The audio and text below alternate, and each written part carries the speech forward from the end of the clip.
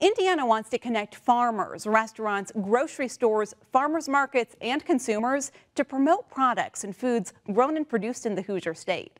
As Brandon Smith reports, that's the goal behind the state's new Indiana Grown program.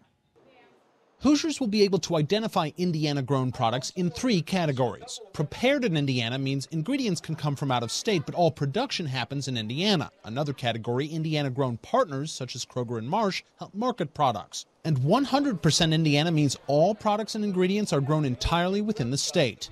We also hope that somewhere along the line there might be a little more profitability, whether it's the producer or the retailer, for working hard to segment those products and deliver consumers what they want.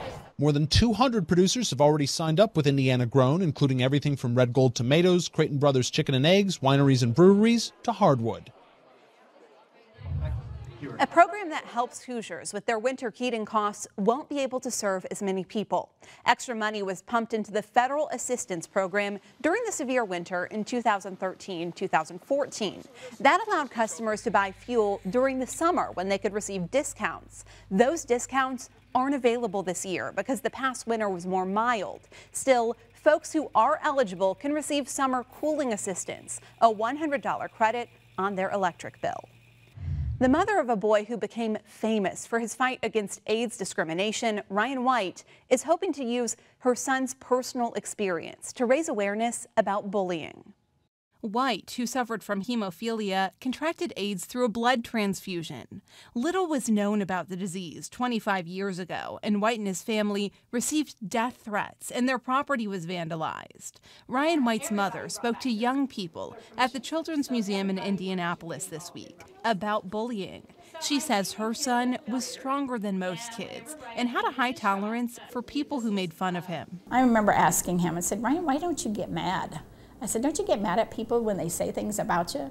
He'd say, "Oh, Mom, they're just trying to protect their own kids like you're trying to protect me." He said, "You know, when you don't know about something, you're going to be afraid of it." White was expelled from school because of his condition. His fight to return to school thrust him into the international spotlight. White's mother says she believes that fight gave Ryan more of a reason to battle for his life. There's a replica of Ryan White's bedroom on permanent display at the Children's Museum.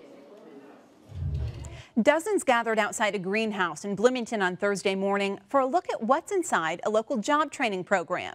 The Growing Opportunities program teaches job skills to people who are disabled. People applauded as they cut the ribbon to the nearly 3,000 square foot greenhouse where they've spent the last 14 weeks cultivating lush, leafy heads of green bib lettuce. Turns out there's a lot of job training programs that involve some sort of a greenhouse or farm. And we thought this would be awesome in Bloomington because we're such a big food community. Those at the ribbon cutting were offered a behind-the-scenes look at how the lettuce is grown and were even offered a taste. The lettuce is being sold to local grocers and restaurants. And Joe, they are not just stopping at lettuce. That's all they're growing now, but they're going to have chard, kale, and basil.